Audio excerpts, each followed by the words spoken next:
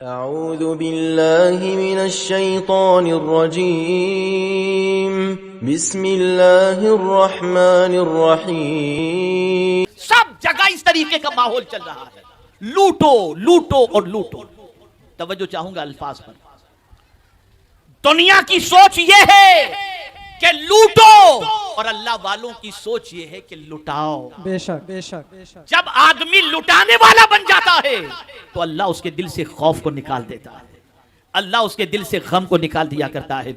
मेरे कहने का मतलब आप कतई तौर पर यह मत समझिएगा कि आप मकान न लें, आप गाड़ी न लें, आप तिजारत न करें, लेकिन मैं आपको जरूर ये बताना चाहूंगा कि जहां आप ये सब चीजें करते हैं वहीं अल्लाह के नाम पर निकालने के अंदर कभी भी आप कोताही न बरतें, कभी भी आप इसके अंदर जो है सुस्ती न बरतें। सखावत बहुत बड़ा अमल है, सखावत बहुत बड़ी चीज है। अगर मैं हदीस की रोशनी में अर्ज करूं तो आपको पता चलेगा कि सखावत कितनी बड़ी चीज है। जब सुनेंगे अल्लाह के रसूल सल्लल्लाहु अलैहि वसल्लम का इरशाद तो आप महसूस कर सकेंगे कि सखावत जैसा अमल अल्लाह को कितना पसंद है। अल्लाह के प्यारे हबीब अरवाहुना फिदाहु सल्लल्लाहु अलैहि वसल्लम फरमाते हैं अस्सखिय्यु हबीबुल्लाह वलौ कान फासिक। सखी अल्लाह का महबूब है, अल्लाह का पसंदीदा है, अल्लाह का दोस्त है, अगरचे गुनहगार हो। अगर कोई गुनहगार है उसके बावजूद वो सखावत कर रहा है, लुटा रहा है, जायज कमाई। हाँ, इसको ज़हन में रखिएगा। ये शराब, जुआ, ड्रग्स ये सब नहीं, जायज कमाई, लेकिन सुस्त है, गुनाह हो जाते हैं उससे, लेकिन सखावत करता है, लुटाता है अल्लाह के नाम पर। तो हुजूर फरमाते हैं ये सखावत करने वाला गुनहगार अल्लाह को पसंद है, बेशक बेशक, अल्लाह को महबूब है। आकाए करीम सल्लल्लाहु ताला अलैहि वसल्लम ने उम्महातुल मुमिनीन से फरमाया कि तुम गिन गिन के न दो ताकि अल्लाह अज़्ज़ा व जल्ल भी तुमको लिमिटेड न दे, तुम बगैर गिने दो, मौला बेहिसाब तुम्हें अता फरमाए। बेशक बेशक। बल्कि आकाए करीम सल्लल्लाहु अलैहि वसल्लम ने फरमाया अनफिक या इब्ने आदम, ए अल्लाह के बंदो खर्च करो, तुम बंदों पर खर्च करो, अल्लाह तुम पर खर्च करेगा। ये है सखावत। मेरे प्यारे आका सल्लल्लाहु ताला अलैहि वसल्लम के प्यारे दीवानों, लेकिन जब सखावत करें तो कुरान ने सखावत का अंदाज भी बताया, सखावत का तरीका भी बताया, और क्या सखावत करना चाहिए, क्या अल्लाह के नाम पे खर्च करना चाहिए, उसको भी कुरान ने मेंशन किया। मेरे प्यारे आका सल्लल्लाहु अलैहि वसल्लम के प्यारे दीवानों, अल्लाह फरमाता है लन तनालुल बिर हत्ता तुनफिकू मिम्मा तुहिब्बून, हरगिज तुम नेकी को नहीं पहुंच सकते जब तक कि अपनी पसंदीदा चीज को, अपनी महबूब चीज को अल्लाह के नाम पे खर्च न कर दो। अब आइए मैं आपको समझाता हुआ चलूं। हमारा हाल ये है कि हम रमजान में ज़कात निकाल कर समझते हैं हमने खर्च कर दिया। हुजूर सल्लल्लाहु अलैहि वसल्लम फरमाते हैं ज़कात के अलावा भी अल्लाह अज़्ज़ा व जल्ल ने बंदों के हक तुम पर रखे हैं, तुम अल्लाह अज़्ज़ा व जल्ल के बंदों का हक अदा करो, यानी उन पर खर्च करो। मेरे प्यारे आका सल्लल्लाहु ताला अलैहि वसल्लम के प्यारे दीवानों, सोच बनी पूरी दुनिया के मुसलमानों की। तवज्जो चाहूंगा, ये वो नुक्ता अर्ज कर रहा हूं, अगर सरमाएदारों ने इसे जहन के अंदर महफूज कर लिया तो हमारी दुनिया के अंदर मोहताजी खत्म हो जाएगी।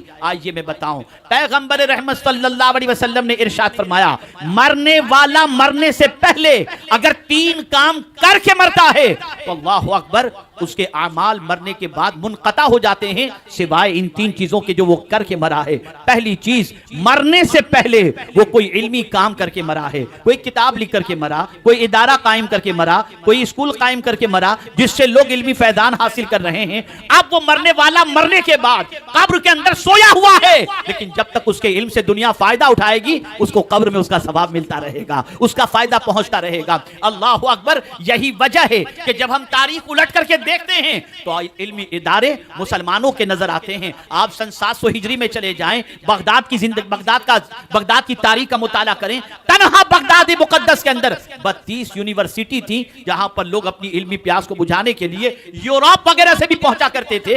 लेकिन जब से हमारी सोच बदली, जब से हमारी फिक्र बदली, दौलत आई लंबी कार खरीदो, दौलत आई बहुत बड़ा बंगला खरीदो, दौलत आई अय्याशी के लिए कहीं निकल जाओ। मैं ये नहीं कहता अच्छी गाड़ी न खरीदो, मैं ये नहीं कहता अच्छे मकान न खरीदो, लेकिन ये जरूर कहूंगा कि सिर्फ अच्छे मकान ही खरीदने की फिक्र मत करो, सिर्फ अच्छी गाड़ी खरीदने ही की फिक्र मत करो, ये भी फिक्र करो कि मैं इल्मी ऐसा काम करके मरूंगा कि जब मैं इस दुनिया से चला जाऊं तो हमारी कौम हमारी स्कूल से, हमारे इदारे से, हमारी मस्जिद से आकर के फायदा उठाए, ताकि हमारी दौलत अपनी जिंदगी में इन कामों में खर्च हो जाए और जब मर जाएं तो उसके बाद यहां से फायदा उठाने वालों का फायदा हमें कब्र में अल्लाह ताला अता फरमाए। बेशक बेशक बेशक।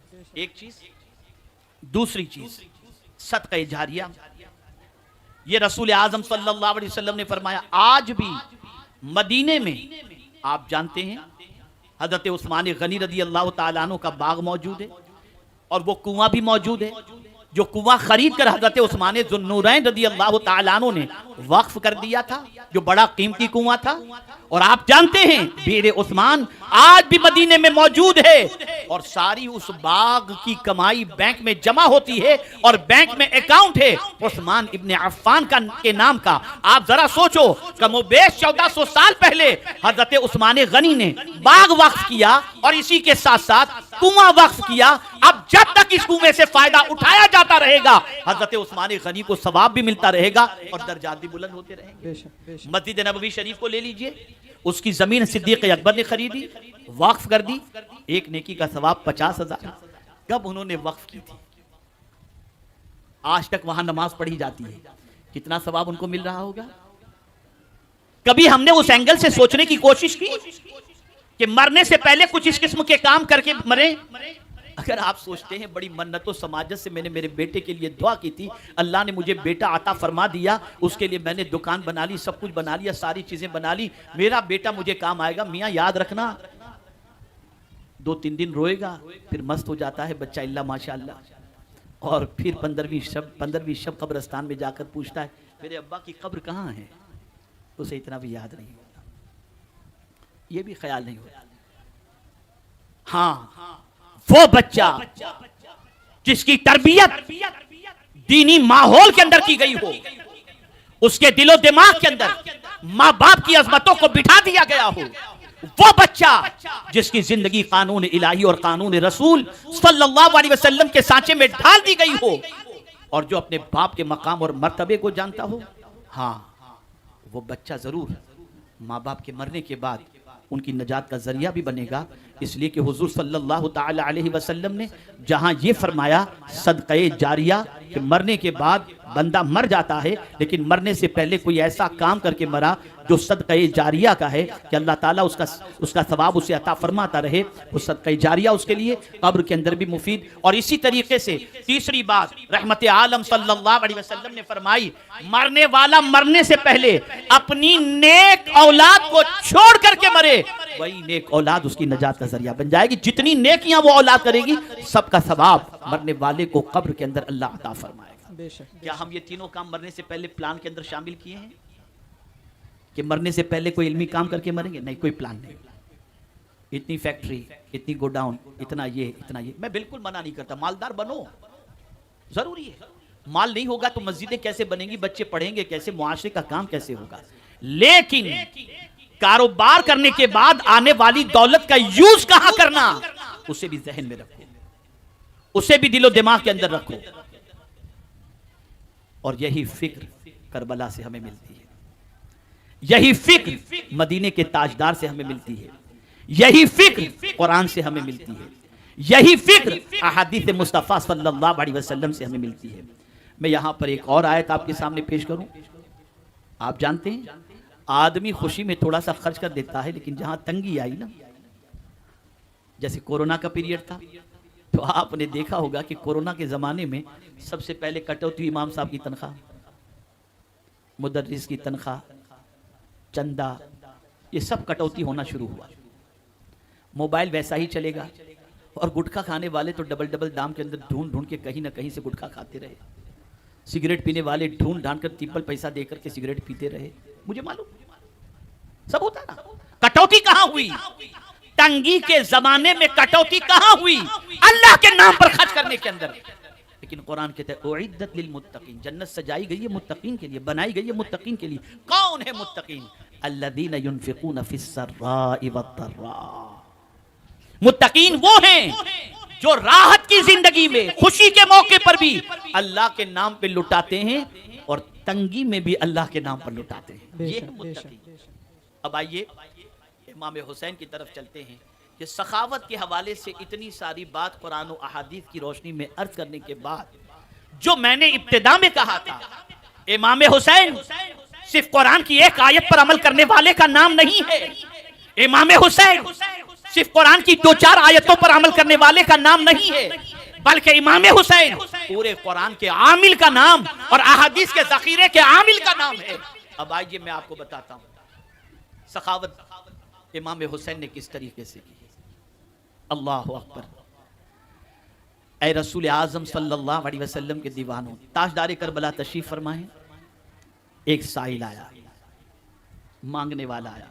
जरा अंदाज देखिएगा और सिचुएशन अपनी भी देखिएगा, अपनी सोच, अपना तरीका और इमाम हुसैन का तरीका। मांगने वाला आया, उसने सवाल किया, बहुत परेशान हूं, कर्ज में डूबा हुआ हूं, हुजूर मुझे कुछ अता फरमाए।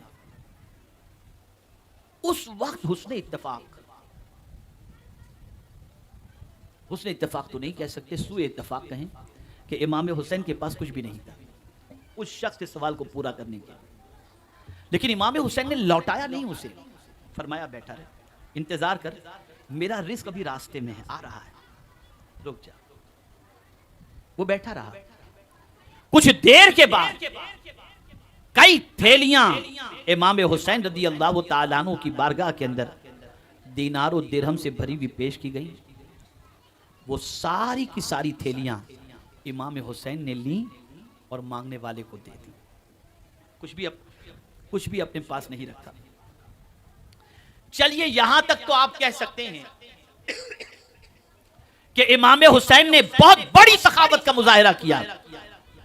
लेकिन इसके आगे मैं बताऊं, ये सब देने के बाद इमाम हुसैन उस मांगने वाले से कोई कर्ज मांगने नहीं आया था।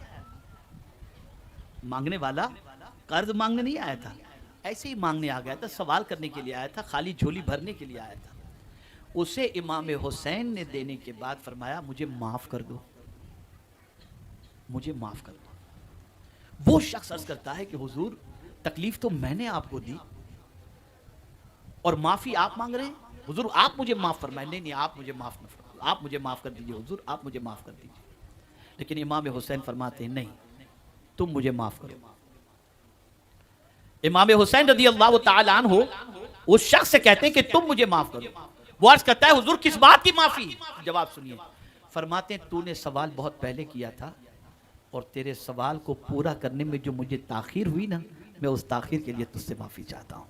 लाओ दुनिया में ऐसा कोई सखी जो मांगने वाले को देने में थोड़ी ताखीर हो जाए तो मांगने वाले से माफी मांगे। ये वही कर सकता है जिसको रसूल आजम ने नौजवानान ने जन्नत का सरदार फरमाया। बेशक बेशक। ऐ रसूल आजम सल्लल्लाहु ताला अलैहि वसल्लम के दीवानों, इमाम हुसैन रदी अल्लाह ताला अन्हु की मुकम्मल जिंदगी ऐसी है जो काबिल इक्तिदा भी है, काबिल अमल भी है।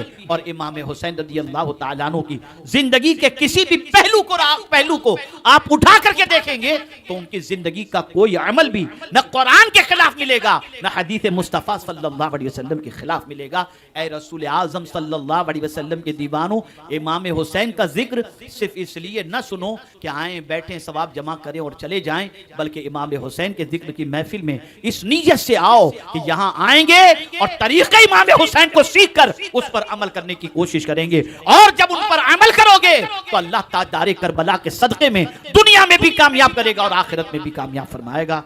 अल्लाह रब्बुल इज्जत जल्ल जलालहू आकाए करीम रऊफ़ रहीम अलैहि तहिय्यतु व तस्लीम के सदक़ व तुफ़ैल मुझे आपको सबको ताजदारे करबला इमाम हुसैन रज़ी अल्लाह तआला अन्हु के नक्श कदम पर चलने की तौफ़ीक़ अता फरमाए, उनकी तालीमात पर अमल करने की तौफ़ीक़ अता फरमाए।